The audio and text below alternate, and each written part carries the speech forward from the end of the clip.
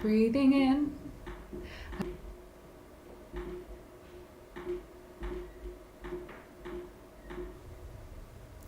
Breathing.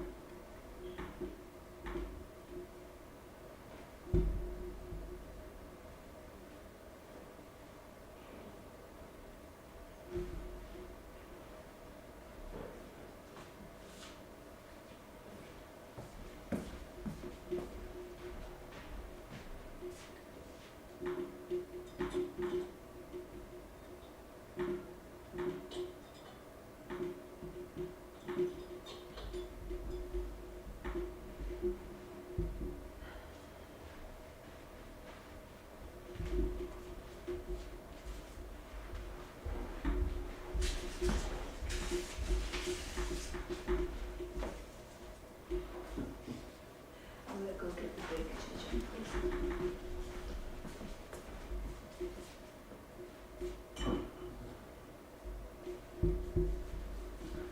Alright, so this should automatically start at 9:55.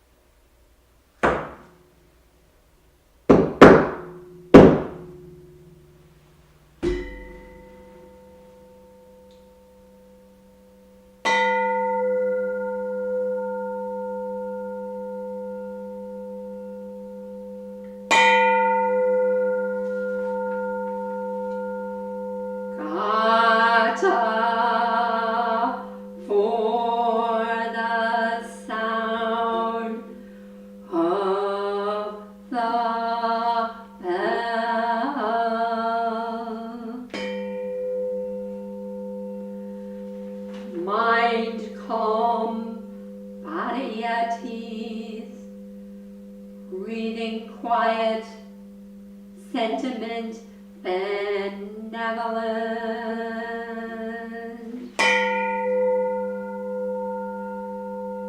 Dharma friends, sitting still in vital silence, wanting nothing, we practice Eco-Buddhism together.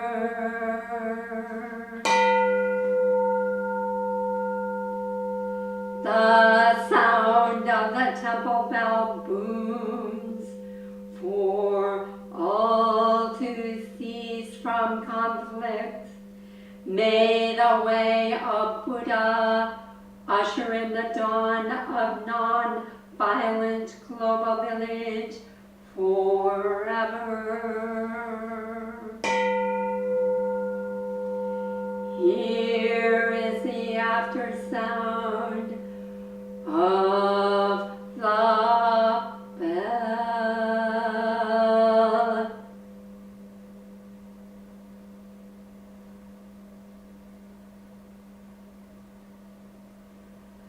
Thunder of silence, light after Dharma rain. Om Amboga Vairochana Maha Mudra Mani Padma Chavala Pravartaya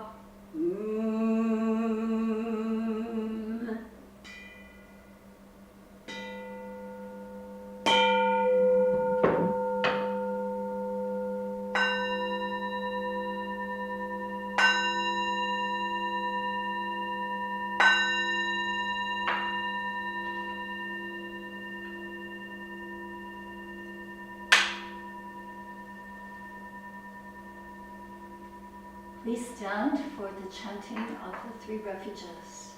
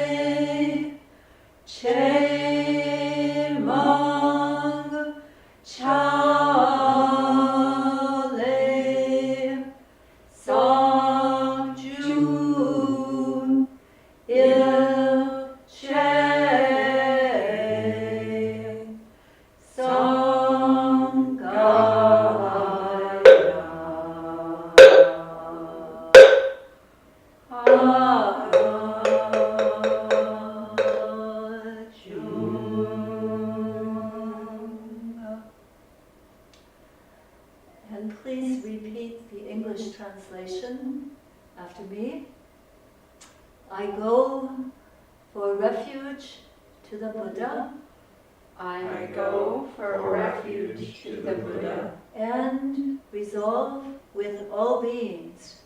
and resolve with all beings. I will cultivate a heart of enlightenment I will cultivate a heart of enlightenment and realize the great way.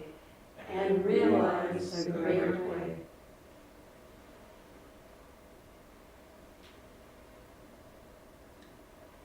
I go for refuge to the Dharma I go for refuge to the Dharma and resolve with all beings.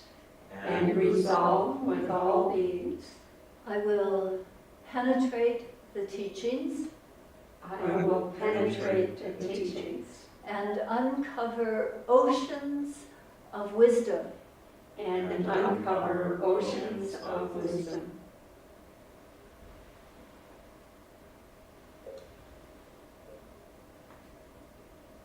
I go for refuge to the Sangha I go for refuge to the Sangha and resolve with all beings. and resolve with all beings. I will seek peace and happiness for the many I will seek peace and happiness for the many and transform this world into Buddha land unimpeded. and transform this world into Buddha lands unimpeded.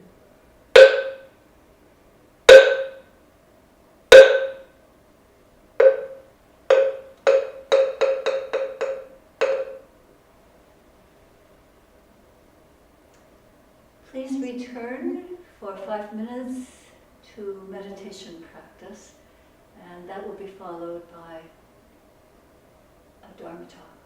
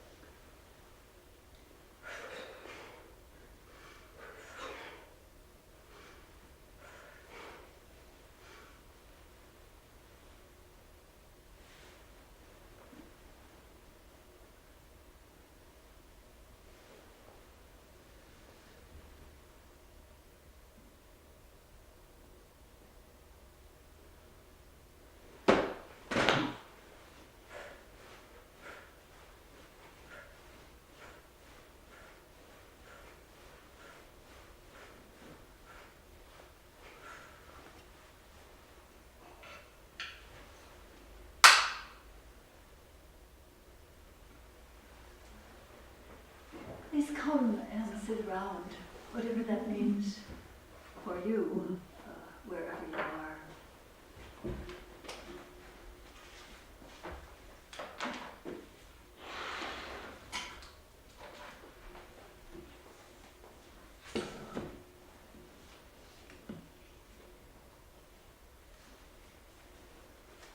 Just be a little closer, because I like to try to get closer to people even though they're far away.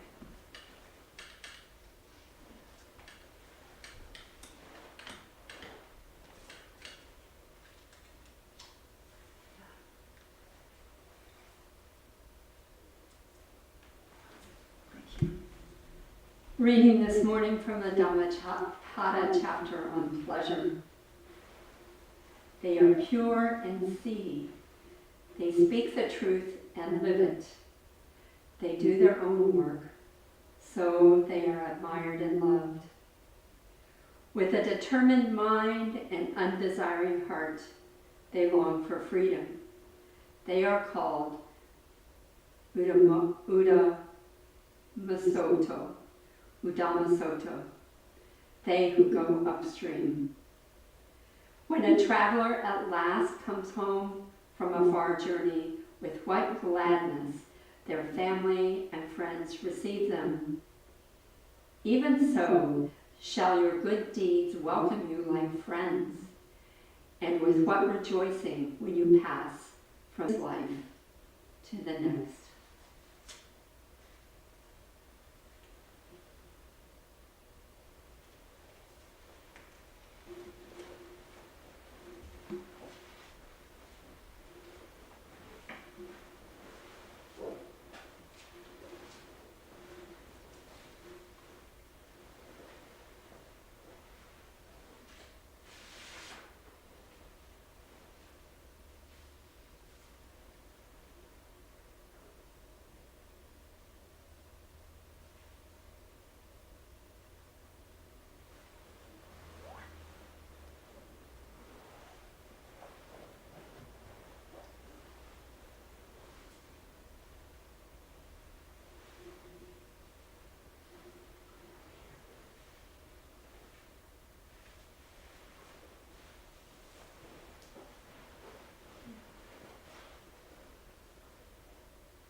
Please sit comfortably.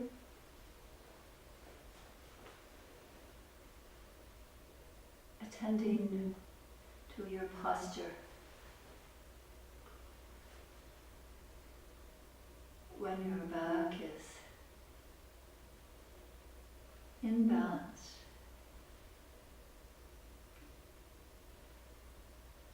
the mind and the heart often work better.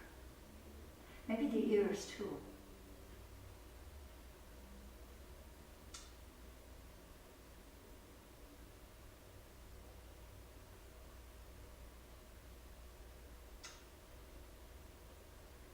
Sun bright this morning.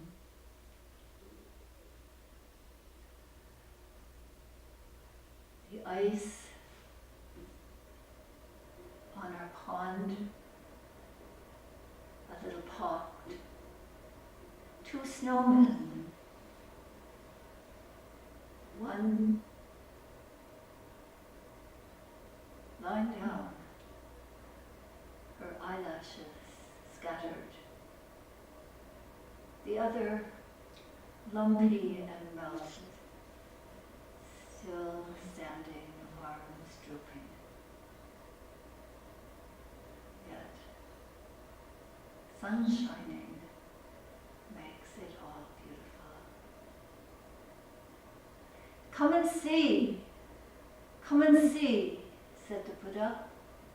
Right here, right here. It's the place of your awakening. Eh? Once again, good morning.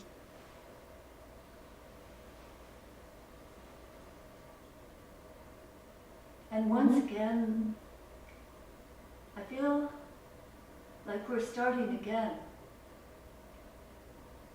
Do you remember, maybe some of you were here last March, when all of this pandemic stuff started, and I gave this talk, and I talked about us all being in the Prajna dragon boat. You know, the long, like a canoe, but very big one, that had a dragon head at the bow, no, at the front, and then a kind of tail out the back. And people were rowing and bailing because the waves were high. Some were chanting, some were meditating. And in the waves stood bodhisattvas of great compassion, of great wisdom, of great vow, of great deeds, supporting the journey. Yeah. So we're still all in this Prajna dragon boat.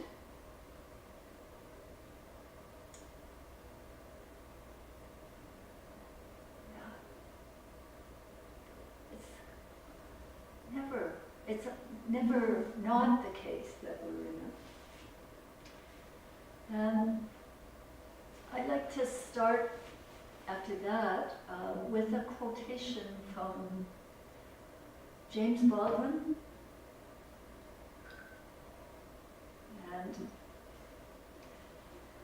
it is, "I am what time, circumstance, and history have made of me, and I am also much more.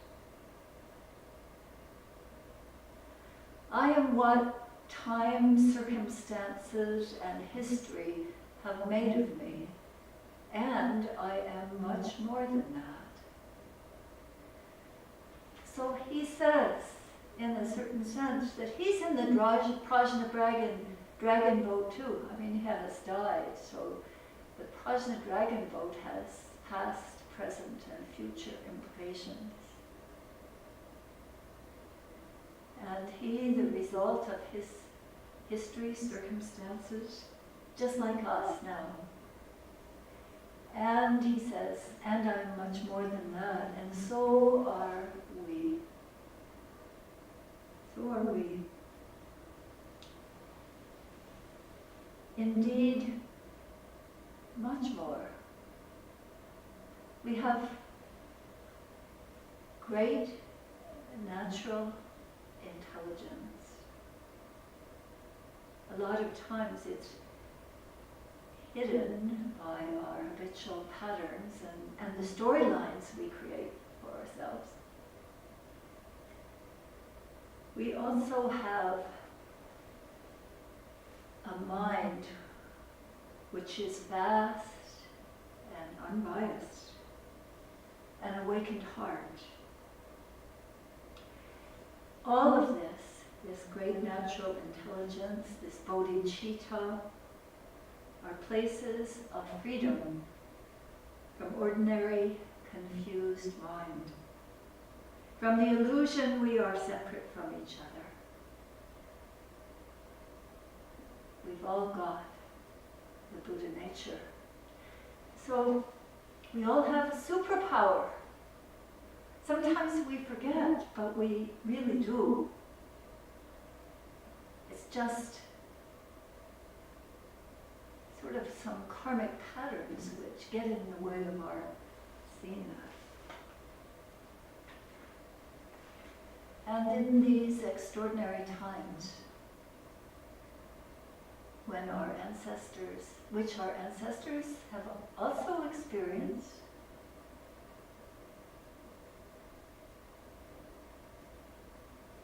this Buddha nature is very important. And I talked about the bodhisattvas standing in the tumultuous waves. Those bodhisattvas and their characteristics represent archetype qualities which are in all of us. Before Christmas, earlier in December, Hayun gave a talk about the bodhisattva of great compassion. And bringing forth the idea that we also have that great compassion within us. our Bodhisattva of great compassion is called Kwansin Posel. And today, I'm going to share with you about Jijang Posel, which is represented by this quite simple figure with a bald head and a staff which has 6 rings on it. And Jijang Posel is said to be the Bodhisattva of great vow, great resolve, great perseverance. He's the Bodhisattva, she's the Bodhisattva that guides travelers. Of course, we're all travelers. That protects women and children. That has unflagging optimism. That Bodhisattva willing to go even to the hells, which can be right here in this moment and right next door, to be of assistance. Again, a plain figure carrying a staff with 6 rings. This staff was made by one of our Dharma guardians, Bupi. And it's important because these 6 rings of Jijang Posel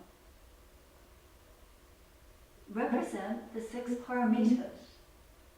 And also it's said when he goes around, she goes around and puts the staff on the ground, there's a ringing of the rings. So everyone is touched by the energy of the 6 paramitas.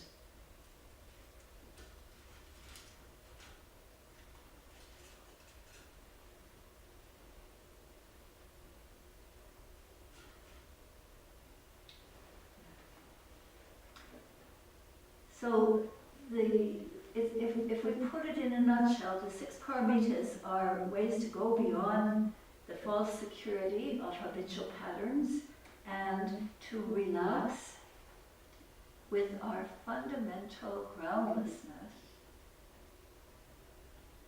and the unpredictability constantly of our lives. So they are generosity, morality, patience, enthusiasm, meditation, and wisdom. And there's a version of the 6 paramitas in our Moon Journeying Through Clouds. And a little recently I received a little different version, which is quite lovely, which I would share with you. Remember, these are about going beyond the security of habitual patterns and learning to be with groundlessness and unpredictability moment to moment. So Shingde sends these, and she says, practicing the 6 paramitas. 1, generosity, giving of oneself with open-hearted attentiveness. 2, morality, understanding and actualizing the deep meaning of the precepts.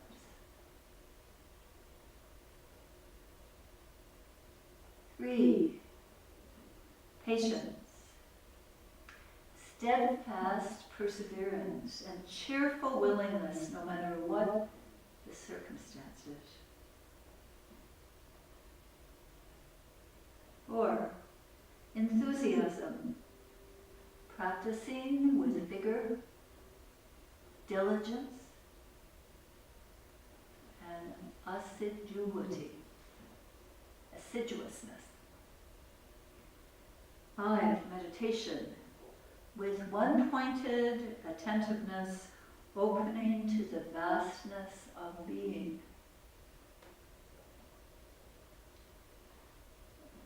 6, wisdom. Lucid insight into the fundamental nature of the great matter.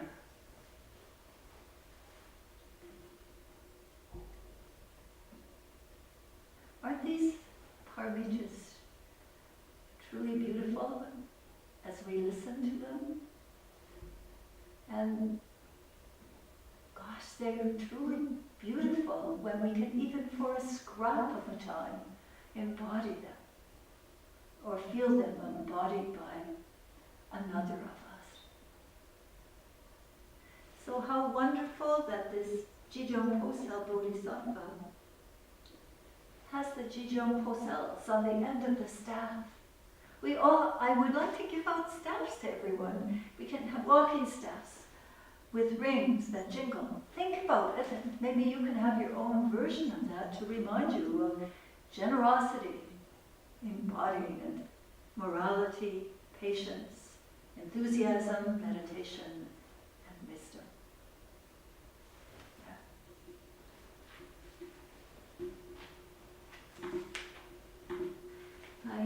Let's see what time it is. Okay. I would like to tell a simple story about this Bodhisattva. You'll find over the weeks we'll probably be sharing about some of the other Bodhisattvas and their archetypes. So,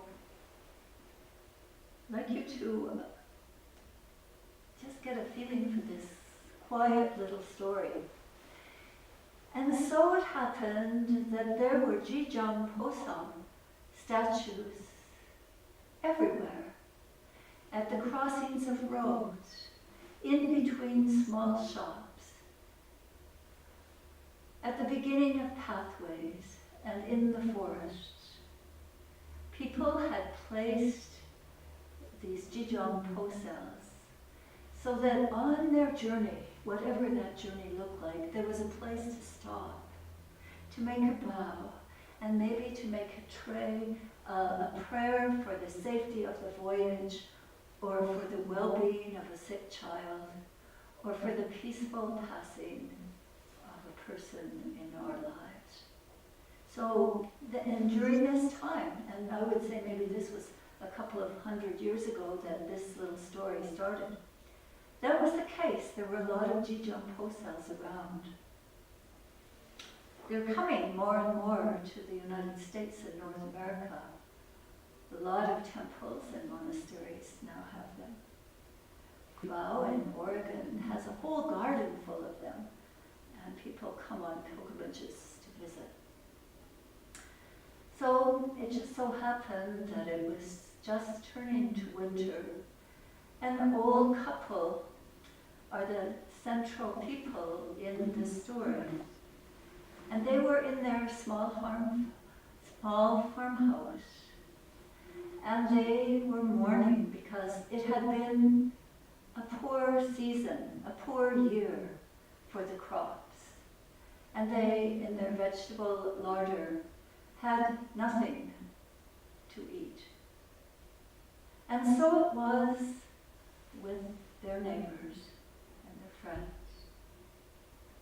They tried to think how they could get by.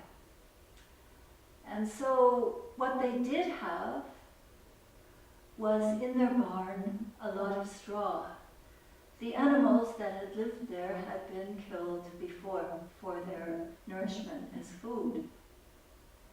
So they decided that what they could do, because they were very good with their hands, is that they could weave some straw hats.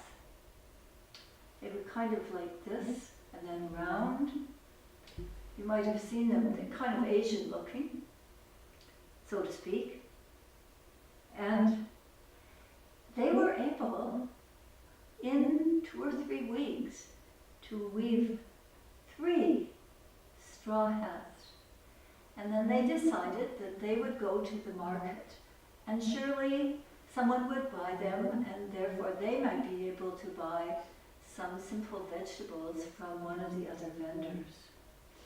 So early in the morning, and it was a cold morning, they set off for the market, and it took them some time to go because it was 10 or 12 miles away.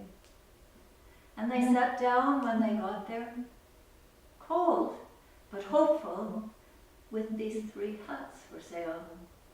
And they looked around at the other people who had simple vegetables and things that they had constructed, like bamboo sieves and bamboo utensils. Everyone was trying to survive the depression and the poor crops of the past year. So they sat there all day, getting up from time to time to stamp their feet, and she would go for a little walk to warm up while he took care of the huts. And then he would go for a walk while she took care of the huts. But alas, by the end of the day, no one had bought any of those huts. So they were really sad. But they could see that everybody was having difficulty. So they picked the huts up and they went on their way home. Again, those long miles. And it so happened at the last turn, before they turned down their road, there were 3 Jijang Posel statues standing at the crossroads. So you can guess perhaps what happened. They had not sold them, so they made vow in front of these Jijang Posel statues, these bodhisattva statues that embodied great vow. And they put a hat on each one of them.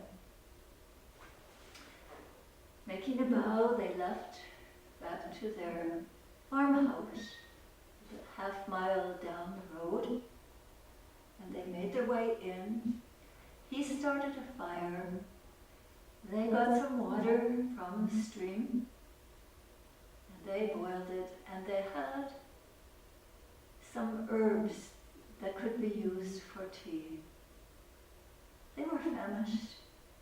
They didn't really have any food, but they made themselves a cup of tea. And they talked to each other to encourage. It will get better, my dear. Yes, it will get better. And then they went to bed.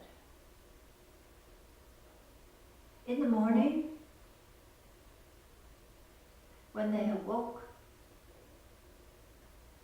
they found that it had been snowing. They look out the window. It seemed like a lot. And so they decided to open their door to see how much the snow, how deep it was, right at the edge of the door. So they pushed the door open. It was really hard to push open. It opened. Let's see. No, I think it opened in. Our doors open in, usually. So it opened in, and there was the snow coming up to about a foot tall. And there were some burlap bags sitting right in the snow by their door. And they were surprised. And they pulled them in and shut the door and opened the bags. And there in the bags were some simple turnips, some cabbage, some potato, and even some chestnuts. And they just, oh, who could have brought these? They went back to the door, opened it, and that they saw in the snow footsteps that had come and gone. So they pulled on their coats and their shoes, their boots, and they followed the footsteps. And they went right to those Jijang Posel, bodhisattvas that were sitting at the crossroads. And they made a deep vow, just celebrating and offering gratitude for their great fortune.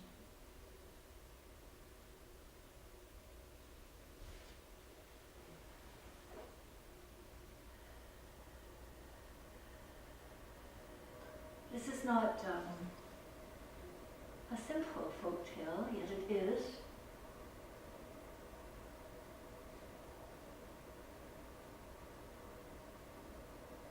What do you think happened here?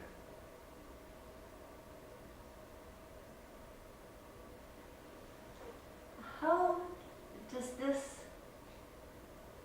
have a meaning for you and your life?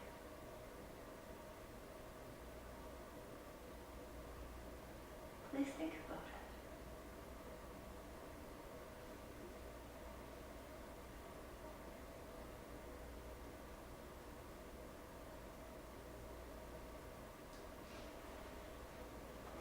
See the clock again. So 10 past. So I'd like to sort of get more down to talking about practice these days.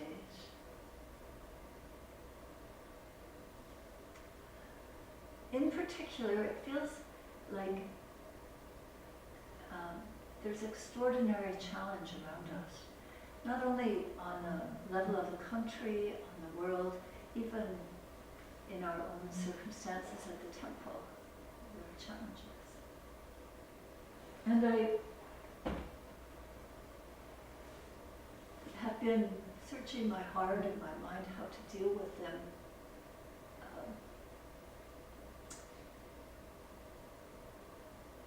Skillfully and lovingly. Because I, to myself, can be crabby and find myself not living up to how I'd like to be. So I looked up in this book, it's called No Time to Lose, A Timely Guide to the Way of the Bodhisattva. And it's about those 6 paramitas. It's about the guidelines for Jijang Posel. It's really about guidelines for us. And in particular, I looked, this is a book with a commentary, a famous sutra by Shantideva. His story in itself is an amazing story about how he wrote this, because he was considered to be somebody who didn't know anything and was really good for nothing. And he was invited to give a talk to the other monks, and he accepted, and his talk was the way of the Bodhisattva. Let me see, it has a Sanskrit name. It's called the Bodhichara. The Bodhicharavatara. The Bodhicharavatara from Shantideva. And over the years, many people have done commentaries on it. And this one, which we are really familiar with here at the temple by Pema Chodron, is quite lovely. In fact, Maum will be telling you when the group that discusses this meets, so you might wish to join. Anyway, from chapter 5 of The Way of the Bodhisattva. The way of the Bodhisattva continues, says Pema, with the disciplines, not causing harm, gathering virtue, and benefiting others. The first discipline, not causing harm, is introduced in verses 48 through 54. This is the most fundamental instruction for not making a mess of things. I really like the way she puts that. These are fundamental instructions for not making a mess. So I thought, well, okay, I'm going to read this because I think I've been in the midst of making a mess.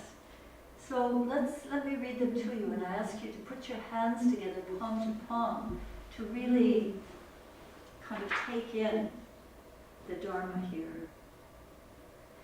When the urge arises in the mind to feelings of desire or wrathful hate, do not act, be silent, do not speak, and like a log of wood, be sure to stay.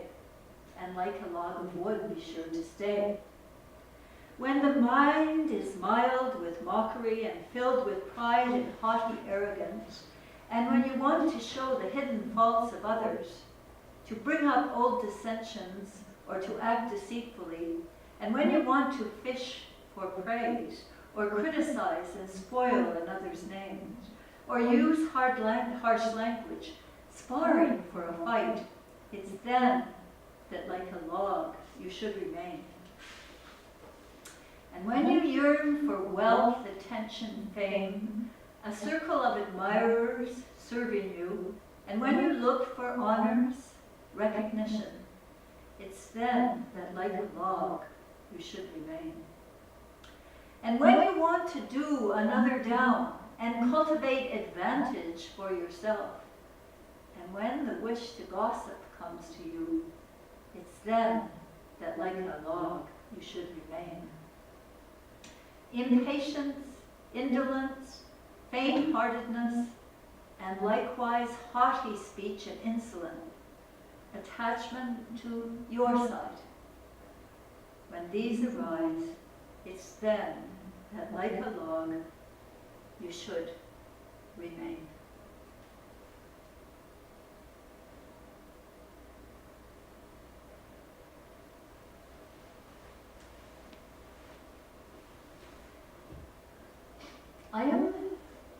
I've been reading these every day for a little while, the last 2 or 3 days, and I can't tell you how many times I was about to blab out something, and I remembered this and decided I should just remain quiet, not act. Maybe it was for me on gossipy things, little things I was irritated about, cultivating my side.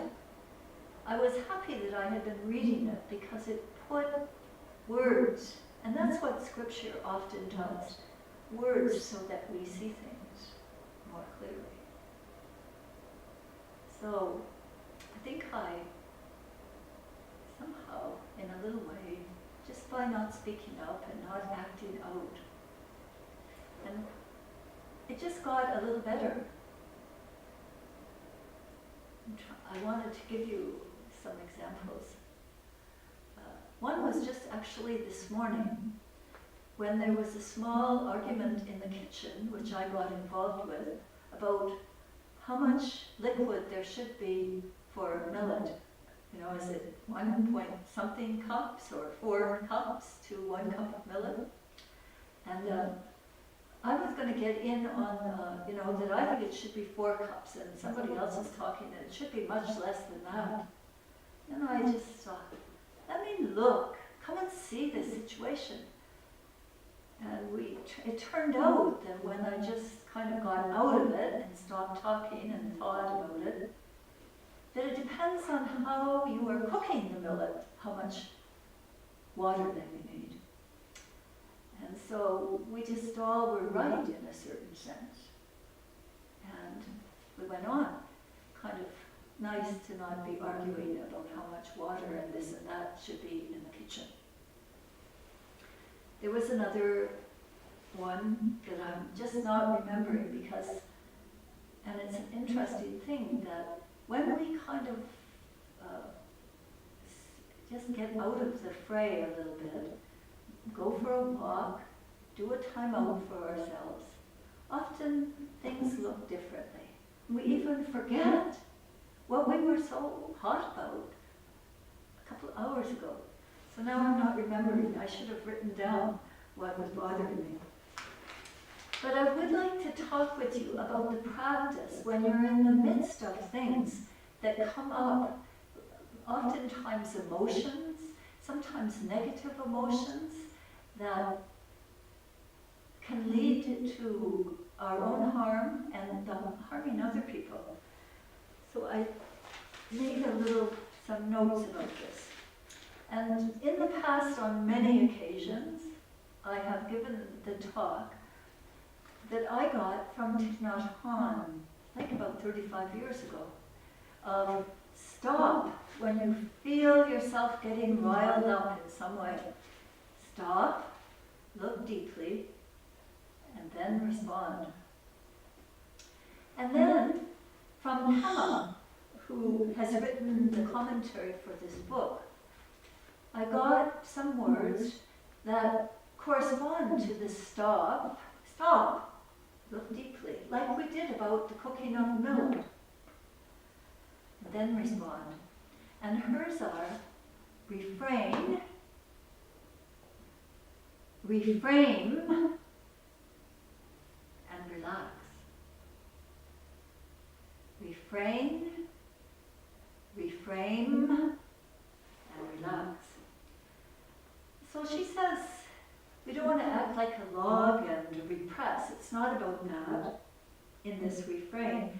It's giving ourselves a mindful gap or a time to reset, which allows space for reframing, greater perspective.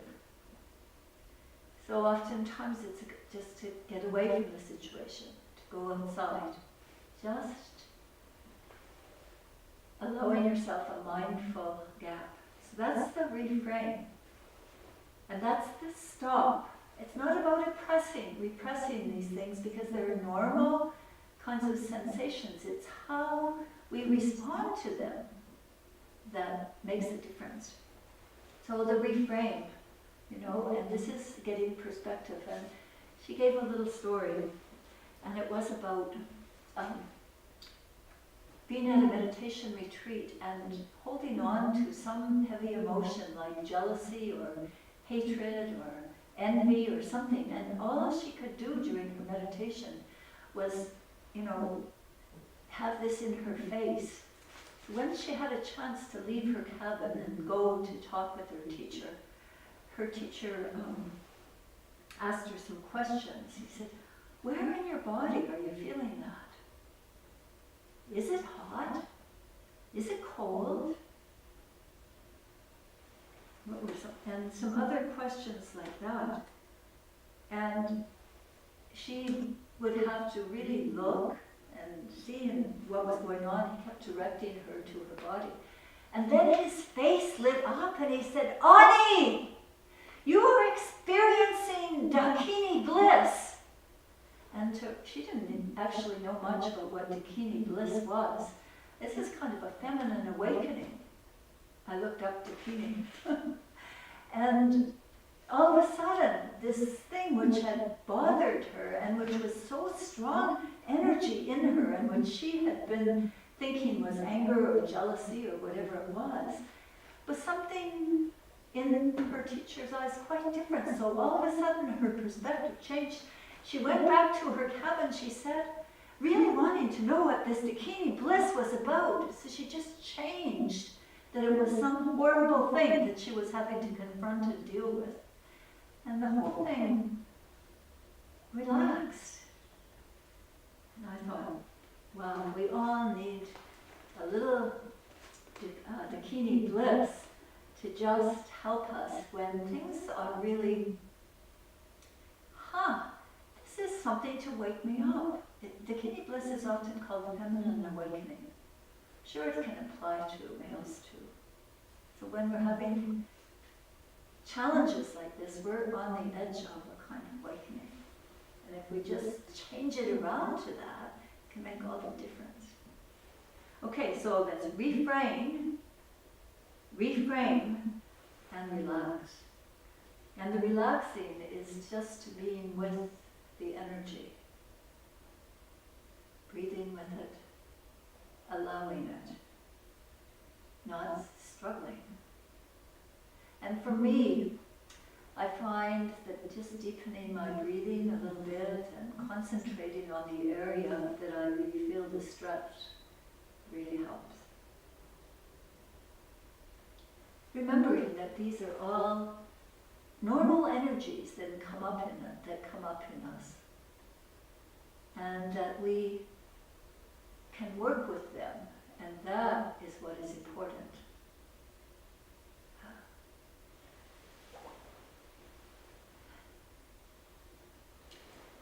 As I said, this is a very beautiful book. We're going through it for maybe the second or third time, because those in the groups that have studied it and different translations have always, yes, let's go back to the beginning. We keep getting a little deeper.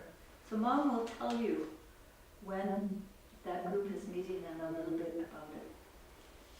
And I would like to give you a change of pace and a change of perspective now, so that you can hear a beautiful song sung by one of our members, a senior Dharma student who will this year be ordained as one of our Dharma teachers, Jagwa Kelly Davenport. We were going to have her sing at New Year's Eve this song, and on New Year's Day the same song, but we didn't figure out how to do it technically. Now we have. So Sogan is behind at the control panel, and he's going to turn Jagwa on, and then we'll come back for announcements.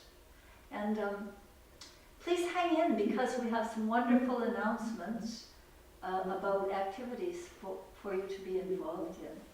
And also, Jagwa's a wonderful singer, and the lyrics of this song by Joe Riley, our good temple friend, are simply beautiful. Okay. Breathing in, I am alive right here. Breathing out, my mind is clear. Breathing in, my body is at ease. Breathing out, I am at peace. Breathing. The microphone is muted, but they can hear it. Empty out your pockets, no enlightenment here. Just a pair of brown eyes and some meditation gear. It's clear. We are something much more than what's sold on TV or bought in a store. We are stores of seeds, deep and wise. We are all of the oceans. Just look in your eyes. See the vastness of the sea, all the elements that be flowing through you and me. So let go and be free and breathe.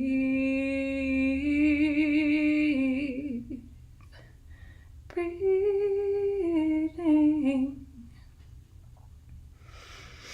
Breathing in, I am alive right here. Breathing out, my mind is clear. This is what Breathing they're in, my body is at ease. Breathing out, I am at peace. Breathing. Be free of our perceptions, so many misconceptions and wrong notions. Didn't you hear? We are all of the oceans, the waves, the rocks, and the clouds. We are the water droplets gently falling down and returning to the sky. I'm learning to ask why. We're yearning just to try to breathe. Breathing in, I am alive right here. Breathing out, my mind is clear. Breathing in, my body is at ease. Breathing out, I am at peace.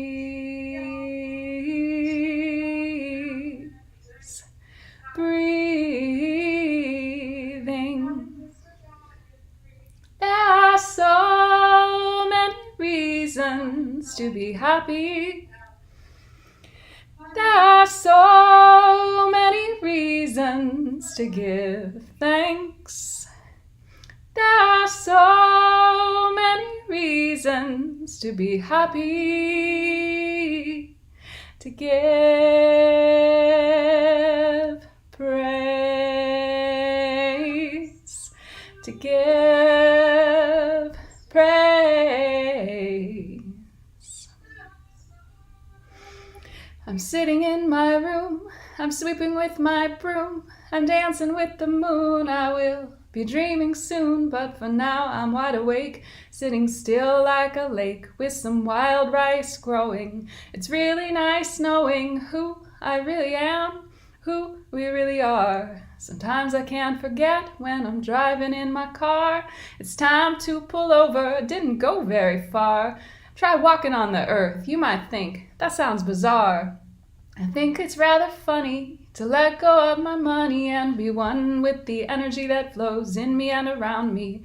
And so I just surround me with flowers and poetry, beautiful verses. So when my mind disperses, I remember we rehearsed this to not get caught in the cycle of birth and death. I really don't know about that, so I just follow my breath, follow my breath, follow your breath with me. Breathing in, I am alive right here. Breathing out, my mind is clear. Breathing in, my body is at ease. Breathing out, I am at peace.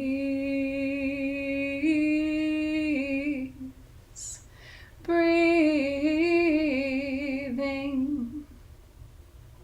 There are so many reasons to be happy. There are so many reasons to give thanks. And there are so many reasons to be happy, to give praise, to give praise.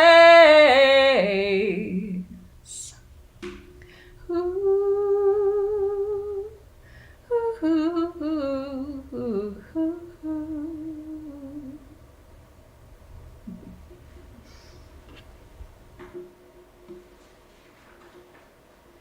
Thanks so much, Dharma. Oh no, could you please give some announcements?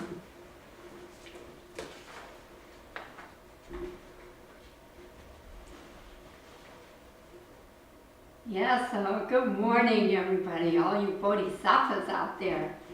And we thank our Bodhisattva Jagwa for the beautiful song, and our technical bodhisattvas. So this morning, Sogan is helping us with technology, and we have other residents who are really great at technology as well. So it helps bring all of us together when we can do these things. So it's January. Welcome to a new year. Welcome to a new round of events at the temple. We continue to enrich our offerings by Zoom and YouTube as best we can. And we look forward to the end of this pandemic, which is in sight, hopefully within the next 4 to 6 months.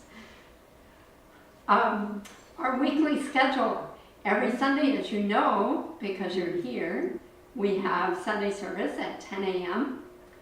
And immediately after service, there is a Refuge Dharma group that meets via Zoom. If you want a link to that, please contact the temple. And every Wednesday morning, we have a Way of the Bodhisattva study group at 9:30 a.m. And we would love to have you join us if your schedule permits. It's just for 30 minutes, 9:30 to 10. And we have a core group who's been meeting, studying this sutra for many years. So contact us if you would like to join the group. Wednesday evening, we have members sitting from 6:30 p.m. to 8 p.m. Sitting, chanting, and a little bit of Dharma discussion. And then in January, we're starting some classes and also have special events. So a new meditation class via Zoom begins this Thursday, January 14th. And let's see, Buddha's Enlightenment sitting also occurs in January 22nd. This is one of the most special days in the Buddhist calendar, and we sit from 8 p.m. to 4 a.m. We'll be doing it via Zoom this year, so join us for all or part of that if you can.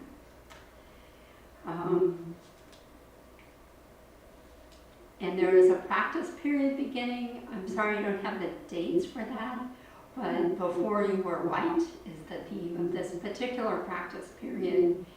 It is working with a group who is studying this book and also doing some home practice.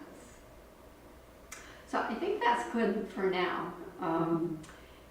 I do want, from the bottom of our hearts, to thank all of you for being here and to thank the many contributions that you have made to our fall fundraising campaign.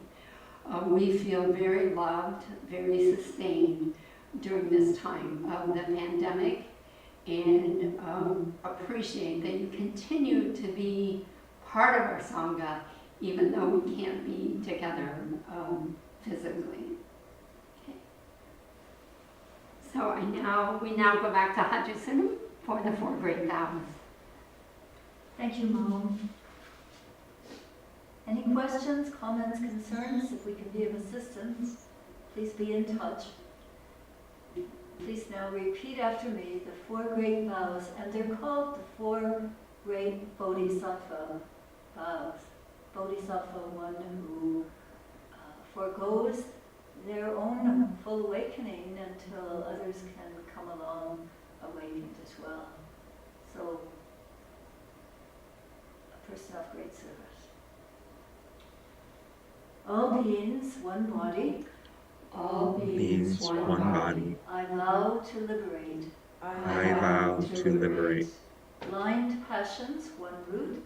Blind passions, one root. I vow to terminate. I vow to terminate. Dharma gates, one mind. Dharma gates, one mind. I vow to penetrate. I vow to penetrate. The great way of Buddha. The great way of Buddha. I vow to realize. I vow to realize.